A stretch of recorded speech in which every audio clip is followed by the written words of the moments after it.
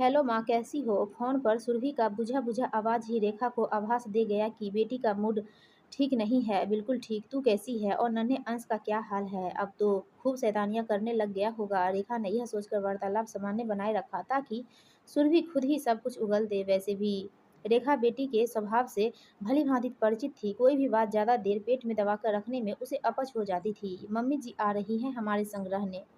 हमारे क्या, अपने पोते अंश के साथ रहने। सुरभि की आवाज से लग रहा था उसका मुंह शायद अभी भी फूला हुआ था। अरे वाह, बहुत अच्छी बात है। माँ की उत्साहित प्रतिक्रिया सुरभि को दिल की बात कहने से रोक रही थी, लेकिन अब ज्यादा देर खुद को रोके रखना उसके लिए संभव नहीं था। मम्मी जी ज्यादा से ज्यादा वक्त अंश के साथ बिताना चाहती है, इसलिए उनका और रितेश का विशेष आग्रह है कि इस दौरान अंश को क्रेच में न छोड़ा जाए। मैं और रितेश तो सवेरे ही अपने अपने काम पर निकल जाते हैं और देर शाम लौटते हैं। पीछे इतना वक्त अंश मम्मी जी के साथ बिताएगा तो क्या अच्छा ही तो है। दादी पोता एंजॉय करेंगे। सुरभि अब झुंझला उठी थी। आप समझ कर भी ना समझ बन रही है माँ। आपको पता है मैं अंश को लेकर हर दर्जे तक फिक्रमंद रहती हूँ। लगभग 10 क्रेच छान लेने के बाद मैंने यह क्रेच फाइनल किया था। भले ही घर से दूर है और आपको यह भी पता है कि हाइजीन को लेकर मैं कितनी सख्त हूँ। मम्मी जी यह सब कहाँ कर पाएँगी? वे तो खुद अस्थमा की मरीज़ है, कहीं खाँस-खाँस कर अंश को बीमार ही ना कर दे। बना तो सब कुछ बाई देगी, लेकिन उसे खिलाना-पिलाना, नहलाना नहीं, नहीं माँ, मैं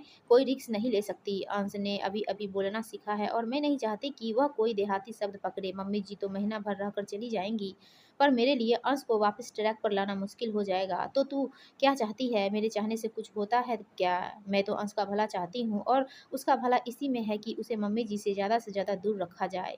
वे अंश की ग्रैंड मदर है, जैसे मैं हूँ। प्लीज माँ, खुद को उससे कंपेयर मत कीजिए। कैसे न करूँ सुरभि, जब रिश्ता वही है, भावनाएं वही हैं, तो तुलना तो होगी ही ना।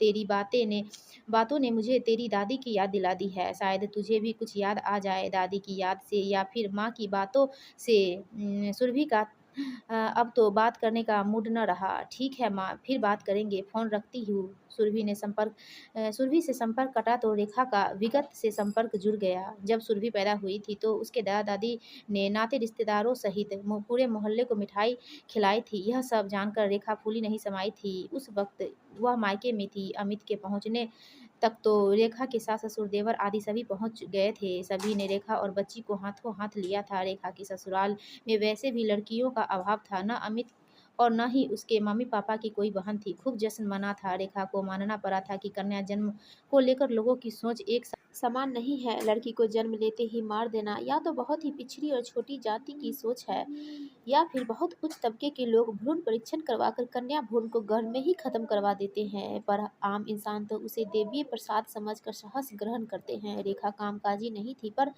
फैमिली में गृहिणी की सारी जिम्मेदारियां निर्वाह करते उससे कभी कभी सुरभि की अवहेलना हो जाती थी। कभी वह नहा रही होती तो अकेली खेलती सुरभि गिर जाती और चोट लगा लेती। दादा दादी जब आते उन्हें यह सब पता लगता तो रेखा और अमित पर नाराज होते। उनके रहते रेखा का कार्यभार तो बढ़ जाता, पर सुरभि को लेकर एकदम निश्चिंत हो जाती थी। उन्हें नहलाने, खिलाने, पिलाने, सुलाने तथा खेलने जैसी समस्त जिम्मेदारियां दादा दादी खुशी खुशी ओढ़ लेते। यहाँ तक कि अमित भी उनसे नाराजगी जताने लगता कि लगता ही नहीं वे अपने बेटे से मिलने आए हैं, ऐसा लगता है सिर्फ अपनी पोती से मिलने आए हैं। तब रेखा की सास हंसते हुए बेटे को बताती कि बड़े बूढ़े ऐसे ही नहीं कह गए हैं कि मूल से सूद हमेशा प्यारा होता है। ससुर जी गुजर गए तो गांव की पुश्तैनी दुकान समेटकर अमित माँ जी को हमेशा के लिए साथ ले आए थे। दादी हमेशा के लिए क्या रहने आ गई। सुरभि को तो मानो खजाना हाथ लग गया था। चौबीसों घंटे वह उनके साथ लगी रहती। खाना, नहाना, घूमना, कोई काम उसका दादी के बिना पूरा नहीं हो पाता था। कितनी ही बार वह सोते में उनका बिस्तर गीला कर देती, पर वे उसे कुछ कहना तो दूर रेखा को भी नहीं बताती थी। चुपचाप चादर धोकर गद्दा धूप में डाल आती। रेखा देखती तो नाराज होती, पर वे उसे मना लेती। तुझे और भी ढेरों काम है, क्या हुआ जो मैंने धो डाली। और सुरभि पर भी नाराज मत हुआ कर, थोड़ी और बड़ी होगी तो अपने आप आदत छूट जाएगी। सुरभि की फरमाइशें पूरी करते करते माँ जी की अपनी पूजा पाठ तो धरी रह जाती। दोपहर में थोड़ा सुस्ताने लगी तो सुरभि अपनी नन्ही नन्ही उंगलियों से दादी के आंखें चौड़ी करके पूछती, दादी आप सो गई क्या, लूडो नहीं खेलेंगी। माँ जी बेचारी आंखें मलती उठ बैठती, अपने लोहे के बॉक्स से लूडो निकालकर बिछाती और सुरभि खुशी खुशी उनकी नकल करते हुए गोटियां चलाने लगती। अधकच्ची नींद से उठाए जाने पर उन्हें ऊँघते देख रेखा को उन पर दया आती। वह सुरभि को जबरदस्ती अपने कमरे में ले जाने लगती तो सुरभि दहाड़े मार मार कर वहीं पसर जाती। रहने दे इसे यहीं, नींद तो अब वैसे भी नहीं आएगी, चाय बना दे। माँ जी चाय स्टील के गिलास में पीती थी। सुरभि के लिए अंदर के पेय पदार्थ से ज्यादा आकर्षण का केंद्र वह गिलास होता था। उसकी इसी कमजोरी का फायदा उठाकर रेखा वैसे ही स्टील के गिलास में दूध भरकर माँ जी के साथ साथ उसे भी पकड़ा देती थी। ज्यादा गर्म न होने के बावजूद सुरभि भी दादी की नकल करते हुए फूंक मार मार कर सुरक सुरक कर सारा दूध खत्म कर देती थी। एक दिन अमित ने उसे ऐसे दूध पीते देख लिया तो डांट लगा दी थी। यह क्या सुरक सुरक करके दूध पी रही हो सुरभि, तमीज से पियो। अगले दिन रेखा ने नोटिस किया था माँ जी न केवल खुद बिना आवाज किए चाय पी रही थी बल्कि सुरभि को भी ऐसा करने के लिए समझा रही थी। रेखा की आंखें छलक उठी थी। जब सुरभि का रिश्ता तय हुआ तब उसकी सास को देखकर रेखा को अनायास ही अपनी सास याद आ गई थी। वैसी ही सीधे पल्ले की साड़ी, तेल डालकर कसी हुई चोटी, मांग में ढेर सारा सिंदूर। बहुत आधुनिक तो रेखा भी नहीं थी, पर सलवार कमीज या फिर उल्टे पल्ले की साड़ी, हील वाली सैंडल, खूबसूरत से हेयर कट, अपनी उम्र से काफ़ी कम नज़र आती थी। फिर बड़े शहर की संभ्रांत कॉलोनी में बरसों से रहते उनकी चाल ढाल, बातचीत में भी एक नफासत सी आ गई थी। जैसे जैसे रेखा सुरभि की सास के और ज़्यादा संपर्क में आती गई वैसे वैसे उसे न केवल बाहरी बल्कि आंतरिक व्यक्तित्व से भी अपनी सास के समक्ष नजर आने लगी। वैसे ही सरल और सहज व्यवहार, जो कुछ उनके मुख पर होता वही अंदर मन में भी, हर किसी के साथ सामंजस्य स्थापित कर लेना, आत्मीय संबंध बना लेना, कहीं कोई बनावट और दोगलापन नहीं। रेखा अक्सर उन्हें देखने और मिलने के बाद सुरभि को उसकी दादी की बातें याद दिलाया करती थी। छुटपन की बातें, जब वह दादी के साथ पास वाले मंदिर जाया करती थी। बेहद धार्मिक और नियम आचरण का पालन करने वाली माँ जी को रेखा ने अक्सर नन्ही सुरभि के सामने आत्मसमर्पण करते देखा था। अपने घुटने टेकने की गाथा वे खुद मंदिर से लौटकर मजे लेकर सुनाती थी। तेरी यह बेटी तो मेरा धर्म भ्रष्ट करके रहेगी। नहला धुलाकर इसे घर से ले जाती हूँ और यह वहाँ मंदिर के बाहर पड़ी चप्पलों से खेलती रहती है। सारी चप्पलें इकट्ठा करके जोड़े बनाकर उन्हें छोटे से बड़े के क्रम में लाइन में जमाती रहती है। जब भूख प्यास लगती है तो जाने कब अंदर आकर उन्हीं गंदे हाथों से भगवान के सामने चढ़ा हुआ प्रसाद उठाकर खा जाती है। पंचामृत के लोटे से मुंह लगाकर सारा पानी पी जाती है। आज तो इसने हद ही कर दी। बाहर एक गुब्बारे वाला आया तो उसने गुब्बारा ले लिया। उसने पैसे मांगे तो अंदर जाकर भगवान के सामने चढ़े पैसे उठाकर ले जाने लगी। पंडित जी ने रोकना चाहा तो रो रोकर आसमान सिर पर उठा लिया। आखिर पंडित जी ने ही गुब्बारे के पैसे चुकाए और इसे चुप कराया। कीर्तन करने आई सारी औरतें हंस रही थी। कल से आप इसे मत ले जाइएगा माँ जी। रेखा इससे ज्यादा क्या कहती।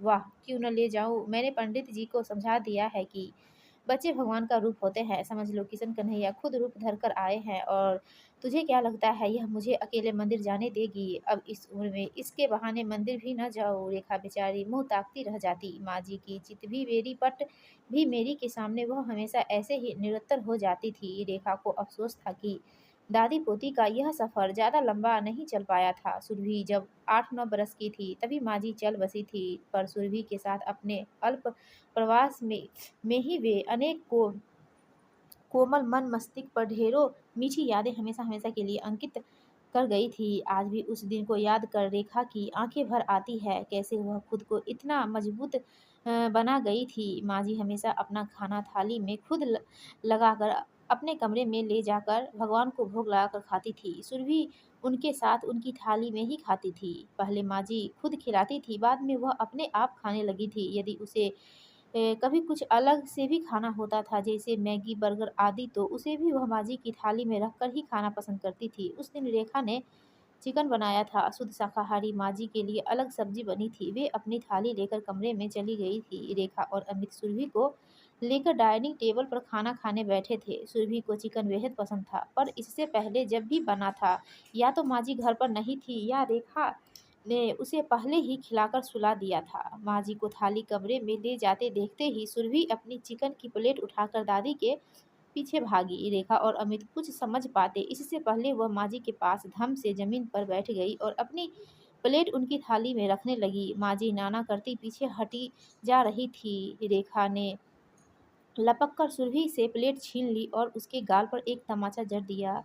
सब कुछ झपकते ही हो गया, किसी को ज़्यादा सोचने-समझने का मौका ही नहीं मिला। माँ जी मानो किसी शौक से उबरने का प्रयास कर रही थी, पर जल्दी ही उन्होंने खुद को सँभाल लिया था। "मार मत बहू उसे, वह नासमझ है, खा लेने दे, मैं बाद में दूसरी थाली लगा लूँगी।" "नहीं माँ जी, अब और नहीं। पहले ही उसकी हर जायज़-नाजायज़ माँग मानकर आपने उसे बहुत ज़िद्दी और हठी बना दिया है। उसे समझ नहीं है, इसलिए तो उसे सही और गलत में भेद समझाना हमारा फ़र्ज़ है।" रेखा मचलती हुई सुरभि और उसकी प्लेट को ज़बरदस्ती उठाकर ले गई थी। नादान सुरभि तो शायद इतना ही समझ पाई थी कि उसे भविष्य में यदि चिकन खाना हो तो मम्मी-पापा के साथ डाइनिंग टेबल पर बैठकर खाना होगा। लेकिन माँ जी समझ गई थी कि बढ़ती हुई सुरभि के सुखद भविष्य के लिए उन्हें उसकी हर उचित-अनुचित जिद को मानना छोड़ना होगा। मन ही मन वे खुद को रेखा की गुनहगार और शुक्रगुज़ार समझ रही थी। गुनहगार इसलिए कि सुरभि को इस हद तक ज़िद्दी बनाने के लिए वे उत्तरदायी थी, और शुक्रगुज़ार इसलिए कि रेखा ने समय रहते स्थिति सँभाल ली थी। माँ जी ने मन ही मन निश्चय किया कि सुरभि के अच्छे भविष्य के लिए वे भी उसके मम्मी-पापा की तरह अपने लाड़-प्यार पर काबू रखेंगी। उनका यह इरादा शीघ्र ही नज़र भी आने लगा था। सुरभि ने स्कूल जाना प्रारंभ किया तो आम बच्चों की तरह न जाने के लिए खूब रोती मचलती। माँ जी उस वक़्त जानबूझकर अपने कमरे के किवाड़ बंद कर ज़ोर-ज़ोर से माला जपने लग जाती थी। कुछ दिनों तक तो रोती सुरभि आशा भरी नज़रों से बंद किवाड़ ताकती रही। फिर मम्मी-पापा की प्यार भरी समझाइश और दादी के तटस्थल रवैये से खुद ही खुशी-खुशी तैयार होने लगी। रेखा समझती थी उन्हीं की तरह माँ जी को भी अपना दिल कितना कड़ा करना पड़ा होगा। सुरभि आज इतनी सफल और सुशिक्षित होने के साथ-साथ इतनी संस्कारी भी है, तो यह उसकी दादी का ही पुण्य प्रताप और आशीर्वाद है। सुरभि की सास और उनके पोते अंश का प्यार भी ऐसा ही कुछ रंग लाएगा, ऐसा रेखा सोचती थी। पर सुरभि फ़ोन की घंटी के आवाज़ से रेखा की विचार श्रृंखला भंग हुई। सुरभि का फ़ोन था। "सॉरी माँ, लगता है मेरी ही सोच गलत थी। कल आपसे बात करने के बाद बहुत अनमनी हो गई थी। बार-बार दादी की स्मृतियाँ दिमाग में कौंधती रही। यदि आप भी मेरी तरह पूर्वाग्रह से ग्रसित होती तो न केवल मैं दादी के प्यार से वंचित रह जाती, बल्कि सफलता के इस मुकाम तक भी न पहुँच पाती।" सुरभि की आत्मीय स्वीकृति से रेखा के चेहरे पर एक नई आभा जगमगा उठी थी। सुरभि के एक ही निर्णय ने कई बिगड़े रिश्ते को अपना बना लिया था। दोस्तों, आपको ये कहानी अच्छी लगी तो प्लीज़ हमारे वीडियो को लाइक कीजिए और चैनल को सब्सक्राइब